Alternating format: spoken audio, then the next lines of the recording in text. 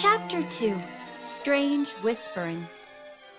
As the foursome raced along through the water, Ned took the lead. "I'll bet there are a couple of practical jokers under that canoe," he called. He and Bert reached the moving craft at about the same time and dived under it. To their surprise, no one was there. The canoe continued to glide through the water. "That's strange," Ned thought. The two boys surfaced, planning to grab the paddles, which were digging in deep and fast. But with a sudden spurt, the canoe shot far ahead of its pursuers. Meanwhile, Nancy and George had caught up to the boys and watched in amazement as the craft sped away. With a sheepish grin, Ned said, "No one was underneath. I guess the canoe is haunted." The unexplainable incident sent a tingling sensation down the spines of the four frustrated swimmers. There was no earthly explanation for the strange event. "Let's swim back to the jetty and take a motorboat," Nancy suggested. "Maybe we can catch up with the canoe." When they reached shore, Bess and Dave were waiting. "Did you solve the mystery?" Bess asked. "No," Nancy admitted, and explained that the canoe did indeed propel itself. "We're going out in a motorboat to look for it. Want to come along?" "Sure thing," Dave replied. Ned ran to the lobby in the main building and obtained permission and a key to the boat. Within a short time, the entire lakeside had been investigated. There was no sign of the haunted canoe. "Do you suppose somebody took it away on top of a car?" George asked. "Could be," Bert replied. "Or a truck." George went on. "Anybody have an idea as to what made the canoe propel itself? There has to be a reason." No one answered, but an idea was forming in Nancy's mind. She did not express it aloud, because at the moment it seemed too far-fetched. "But it just might work," she said to herself. By the time the 6 searchers returned to the camp, they had to hurry to dress for supper. A bell had already sounded, announcing the meal. The ghost hunters were given a large round table in the center of the dining room. As soon as they were seated, Bab said, "I hear some of you tried to catch the phantom who paddles the canoe." Nancy smiled. "There must be 2, one fore and one aft. 2 paddles were working at top speed." "So the story is true," Rita spoke up. "You people don't want to believe in ghosts, but I'm not ashamed to." Rod laughed. "Don't mind my wife. She's a student of the occult, but she has never convinced me about phantoms." The others laughed, but made no comment because a waitress came up to take their orders. "We have roast beef tonight," she said. "How do you like it?" The girls chose medium, while the boys wanted it rare. Bert grinned. "Raw meat for the He-Man." "You'll need it to conquer the spooks," George commented. "No, all we need is Nancy Drew," Ned said with a smile. He reminded the group of the many cases she had solved, beginning with the secret of Shadow Ranch. "This one could be even more of a dilly than the rest," he added. There were few other guests in the dining room, and Helen said, "I was talking to the desk clerk. He told me almost no one has registered for the summer. The story about the haunted canoe and other strange happenings in the area have made people afraid to go out on the lake." "That's a shame," Bess spoke up. "But I can't say I blame them. Helen, you should have seen that canoe paddling itself up the lake, as if it were in a race." Jim put in, "I wish I had. The owner of this camp, Mr. Leffert, has gone to a great deal of trouble and expense to make it an attractive place. He said that if things keep on the way they are, he'll have to sell it." "But who would buy it now?" Dave asked. Anne spoke up. "We'll solve this mystery and everything will be all right," she declared.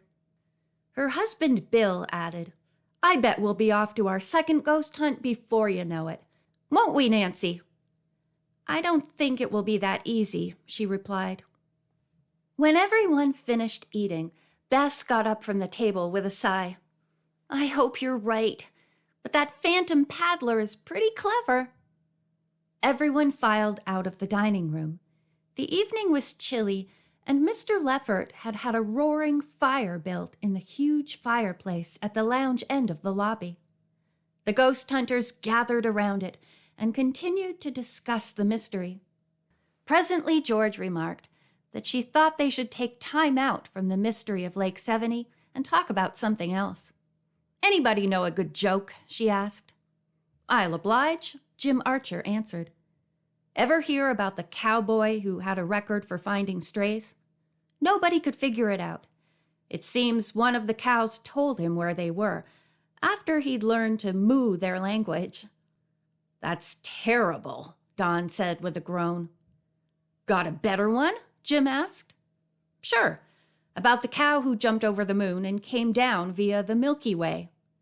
The ensuing laughter had barely subsided when the outside door to the lobby burst open and a blast of wind rushed in.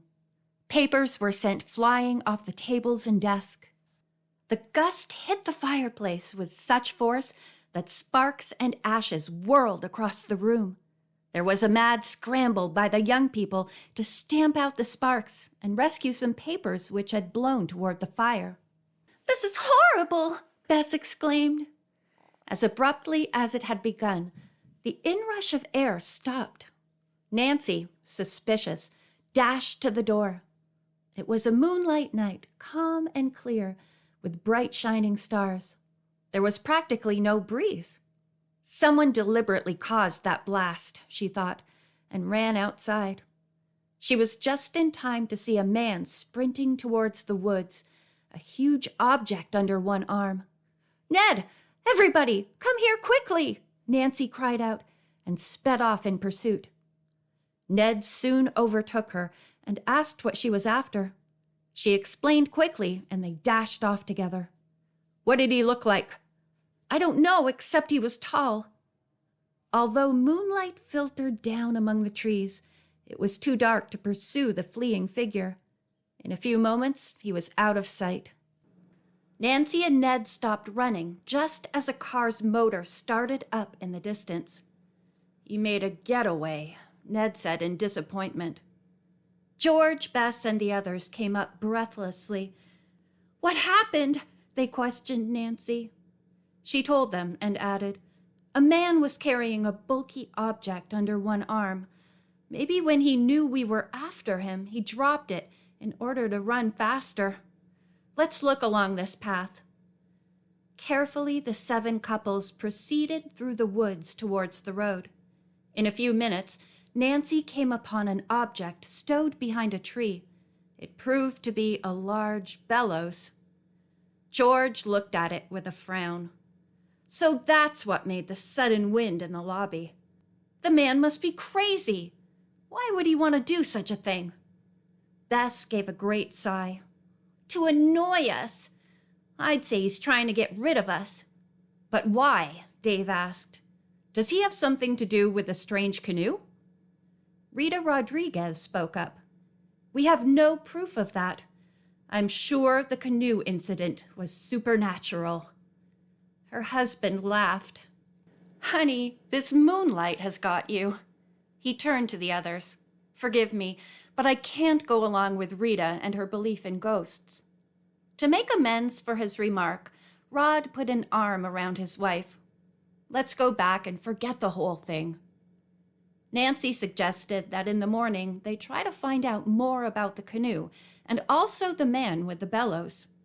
The ghost hunters said good night to one another and went to bed. As Bess flopped onto her bunk, she said, "I've had enough chasing to last me a week."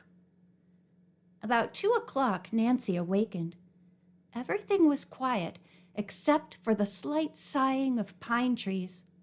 A soft breeze had sprung up. Intrigued by her surroundings, Nancy got out of bed and went to the window. She stood there admiring the beautiful scene that lay before her. Beyond waving boughs, she could see the lake shimmering in the bright moonlight. A moment later, she became aware of 2 voices whispering not far from her window. Was this what had awakened her? Had one of the ghost-hunting couples gone for a moonlight stroll? She dismissed the idea almost at once. Everyone in the group had been very weary, and it was unlikely they would be out walking at this hour. I wonder if the man with the bellows could have come back with a buddy, Nancy thought. Deciding to investigate, she put on a robe and slippers. She stepped quietly out of the cabin and cautiously walked along the side in the direction of the voices. Just before reaching the corner, Nancy stopped to listen. A sing-song voice kept repeating, "Ghosts own Sevanee Lake. Go away while there is time." End of chapter 2.